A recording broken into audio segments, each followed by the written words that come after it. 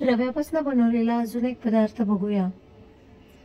2 वाटी रवा आणि 1 वाटी पोहे आणि त्यामध्ये 2-3 चमचे दही टाकून हे मिश्रण एकत्र करून पाणी टाकून मी चांगलं हे मिक्स करून 1 तास झाकून ठेवलं आणि 1 तासानंतर मी हे मिश्रण मिक्सरला वाटून घेतलं आणि हे डोश्यासारखं असं पातळसर करायचं आहे आणि तूप टाकून हे रवा पोह्यांचे डोसे केले।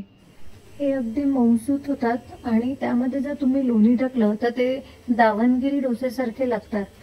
झटपट होणारी रेसिपी आहे, तुम्ही पण नक्की एकदा हे बनवून बघा आणि तुम्हाला कशी वाटली रेसिपी मला कमेंटमध्ये